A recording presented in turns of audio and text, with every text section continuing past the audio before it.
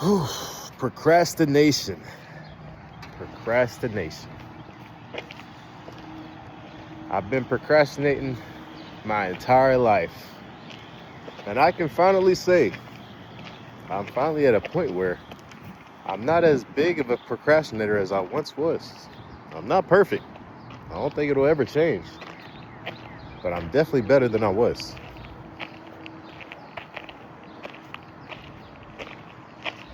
So many people procrastinate, though. I've talked to numerous people in my life that all say the same things. They got work that they're supposed to be doing. They don't want to do it at that very moment. Everybody wants to be fit. Nobody wants to actually do the things that require you to be fit. There's so many different things that goes along with procrastination. You get a task to do at home, like you got to wash your clothes. That's mine, for example, right now, actually. I've got laundry. This is the last shirt I have. It's the last shirt I have before I have to do laundry, as in I have no other choice. Laundry sucks, man. It's the worst chore. No, it's not the worst chore. Folding the laundry.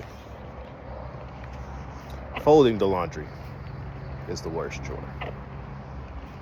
Before, for me, it used to be dishes, because I'm a picky eater.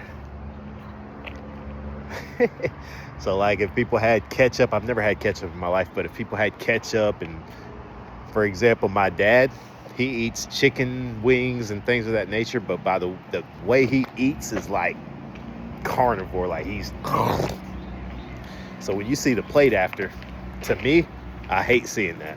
And since I'm a picky eater, it's just even worse, and it's just like it activates something in my mind that's like, yeah, nah.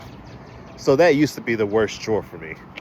But I'm not really in a situation where I have to see other people's plates.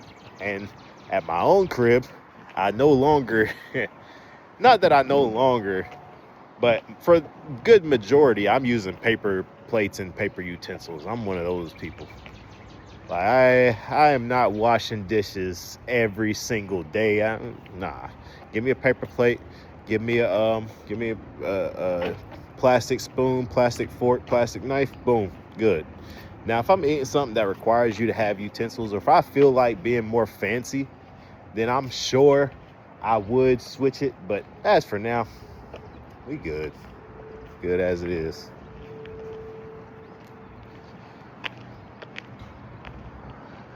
I don't have any plans for today. I do have plans for today. I've got a couple things I have to do, a couple things I'm going to do. But as far as like, when I say I don't have plans for today, it's like, do I have things that I purposely planned out in advance that I would want to do?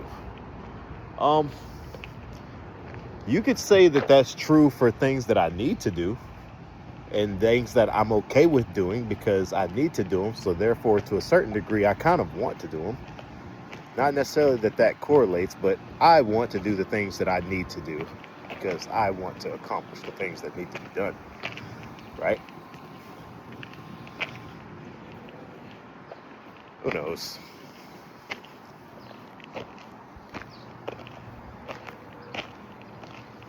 It's a very hot day today. This morning I went for a walk.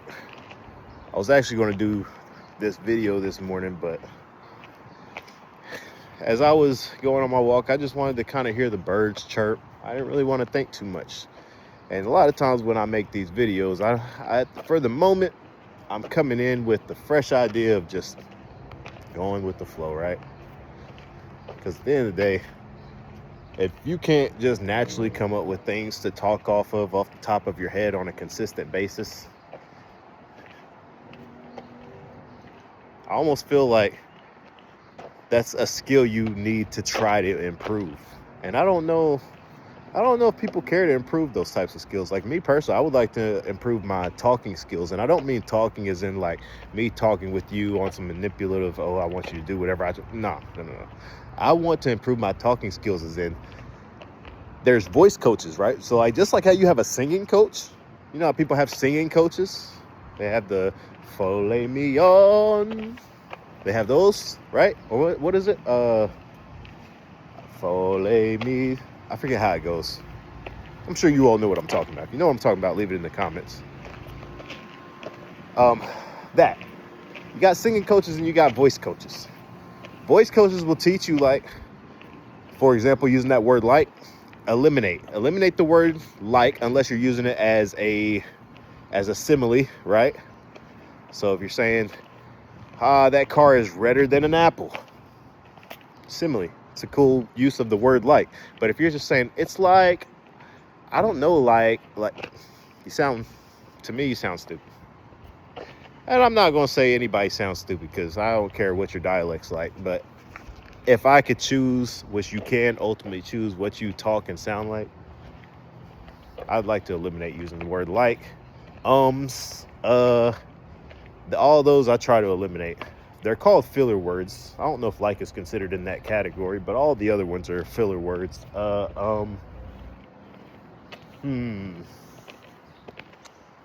But yeah, I'd like to improve my voice skills, man.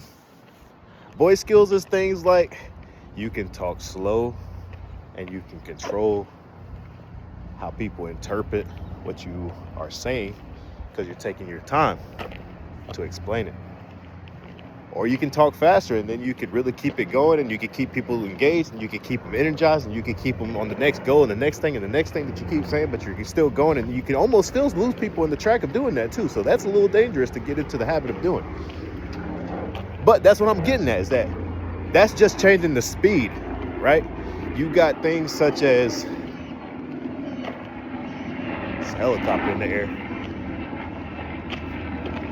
It's a blackish gray, like matte charcoal looking helicopter in there. But yeah, you got things such as your pitch, right? You like, no, I didn't do it. Or you can say, no, I didn't do it. No, I didn't do it.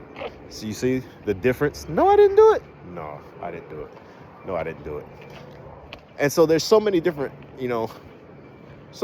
enunciations that you can change with learning how to speak.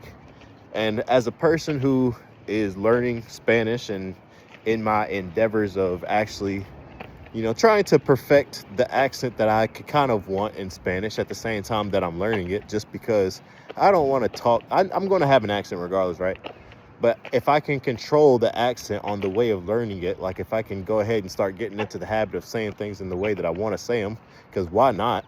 I don't want to just learn Spanish just to know the skill. I want to know Spanish to talk like how I want to talk in Spanish. I don't want to sound dumb, right? But English is the same way. It's just that we've been speaking English our entire life, and nobody takes the time to go above what you learn in school because you get away with just speaking whatever you want to say. Meanwhile, the people that truly understand that your voice is probably one of the most important things that you can have as far as leadership, as far as integrity, as far as being able to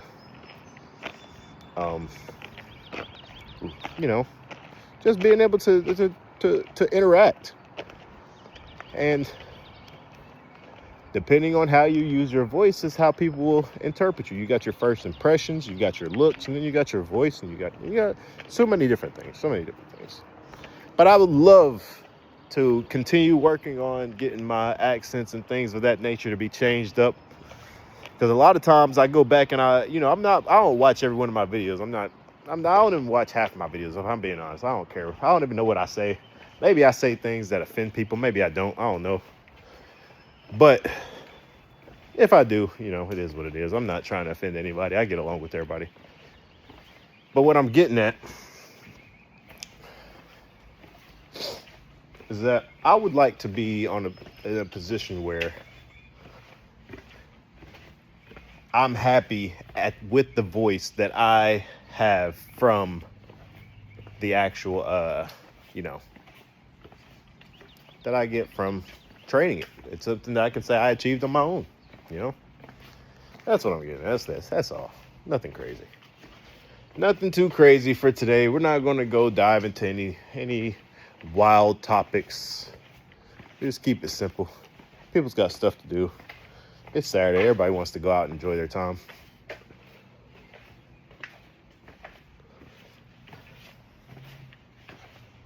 I was in a position now where I'm happy with life. I'm happy with my outcomes. You know, everybody's different.